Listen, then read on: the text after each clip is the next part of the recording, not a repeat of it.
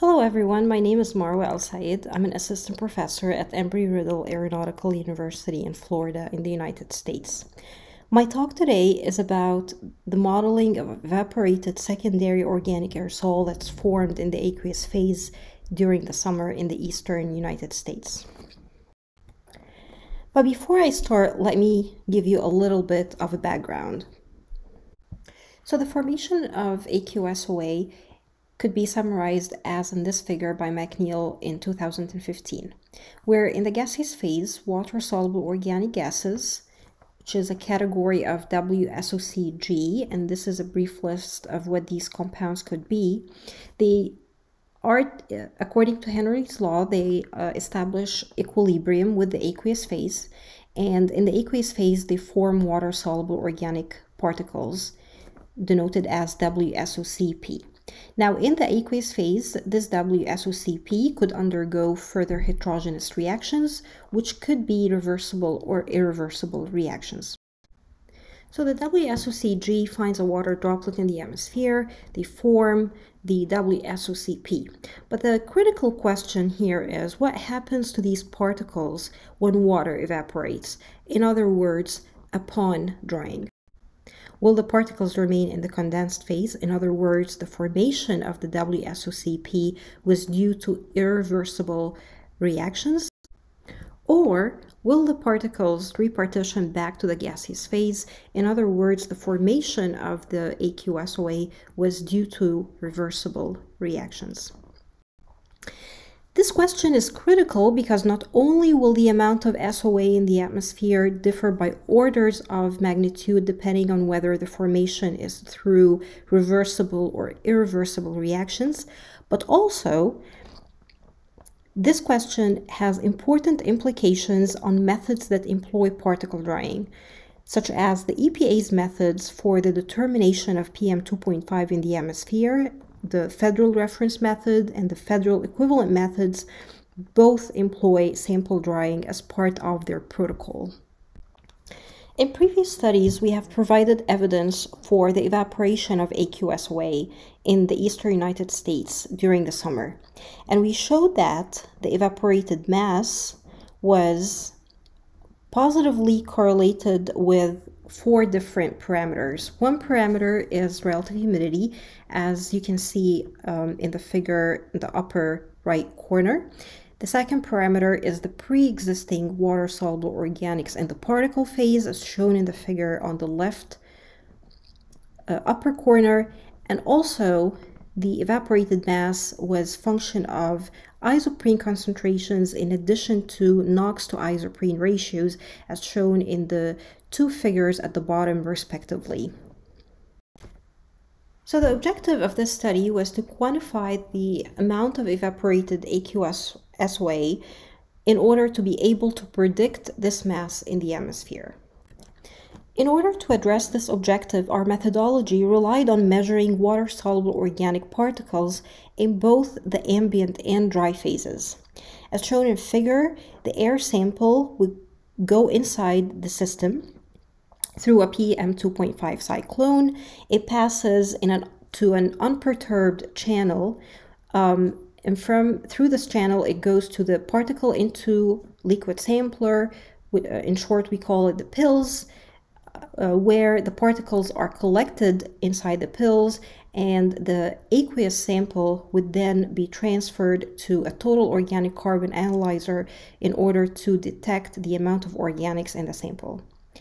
To characterize the effect of drying on the particle concentration, the air sample would alternate between this ambient channel and another dry channel where the air sample would pass through a silica gel dryer that maintains a relative humidity of about 35%. And after passing through the dryer, the air sample would then go to the pills and from there to the TOC analyzer. The idea was to compare the concentrations of the water-soluble organic particles in between the two channels, the ambient channel which is denoted as WSOCP, and the dry channel where it's denoted as WSOCP dry. The sampling took place during 2 summers of summer 2015 and 2016 for about 4 weeks in each summer. And the measurements took place at the University of Maryland, Baltimore County, which is about 10 kilometers away from downtown Baltimore and about 50 kilometers away from Washington, D.C. The system was placed in an environmental enclosure as shown in a figure, and the environmental enclosure was placed on a rooftop of one of the buildings on campus. So now let me walk you through our results. The figure you're looking at here is the WSOCP dry concentrations on the y-axis versus WSOCP concentrations on the x-axis for the 2 summers. Summer 2015 is shown in blue, and 2016 data is shown in red. The ratios of dry to ambient WSOCP shown and represented by the slopes of the data sets are less than unity in the 2 summers. In 2015, it's 0.85, and it's even lower in 2016 and was 0.71. This shows evidence that there has been evaporation upon drying for the aqSOA. Because the slope in summer 2016 is lower than that slope in summer 2015, this shows that the evaporation of aqSOA in summer 2016 was even higher than that evaporation in 2015. This is true as shown from the evaporated aqSOA mass, which is the difference between the WSOCP and the WSOCP dry. In summer 2015, this evaporated mass was about 0.3 micrograms of carbon per meter cubed, and in summer 2016, this mass has doubled and has on average just become 0.6 micrograms of carbon per meter cubed. So now let's look at the evaporated aqSOA as a function of the 4 parameters. As you can see in panel A, B, and C, the evaporated aqSOA has increased with the relative humidities, the WSOCP concentrations, as well as the isoprene concentrations, respectively. Note that for the isoprene analysis, were taken into account a time lag analysis. For the NOx to isoprene ratios, the evaporated aqSOA has decreased as the NOx to isoprene ratios increased.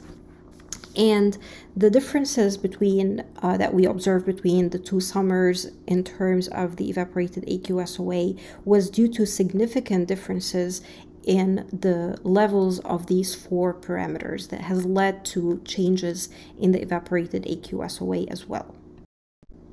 So now that we have 2 data sets in 2 summers, we employed a polynomial linear regression to model the evaporated mass. In this model, we divided both data sets as a whole into training and testing data sets randomly.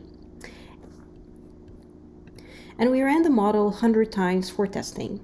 The polynomial that showed the maximum R squared, maximum number of times out of the 100, was the 18th order polynomial. For this chosen model, we plotted the RMSE, which is the error as shown in this figure on the right y-axis, for each of the 100 splits. Then we binned this RMSE as a function of the concentration of evaporated aqSOA on the x-axis in this figure. The error is shown in the bars for the training in blue color, and for the testing data set it's shown in orange, where on the other hand the variance is shown here and plotted as a whisker. Also plotted on this figure is the density of number of samples, shown in red as a function of the evaporated aqSOA. We can deduce from this figure that this model performed well at lower concentrations where the RMSE was low, but at higher concentrations of evaporated aqSOA, the model was not performing very well and the RMSE was increasing. So following, we use now a nonlinear regression, in particular a decision tree, and the schematic of this decision tree is shown on the left side of this slide, where the hyperparameters are the depth and the breadth of the tree. When we look at the performance of this nonlinear regression model, we see that there has been improvements in the RMSE compared to the previous polynomial linear regression model, where it's definitely showing better performance at higher concentrations.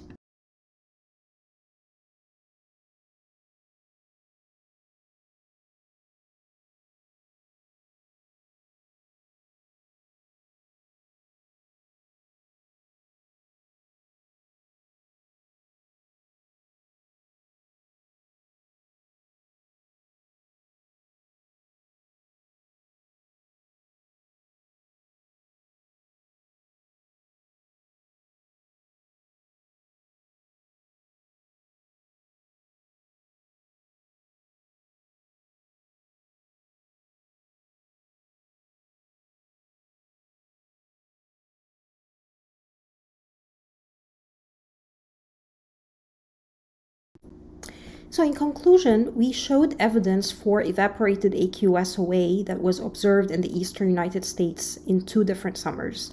And this evaporated aqSOA was quantified as a function of 4 parameters, which are relative humidity, WSOCP concentrations, isoprene concentrations, and NOx to isoprene ratios.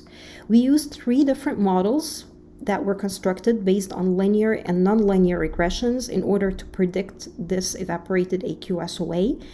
And in the future, we will be using this modeled evaporated aqSOA in order to predict biases in methods that employ sample drying. By that, I would like to thank you all, and I'm looking forward to your questions.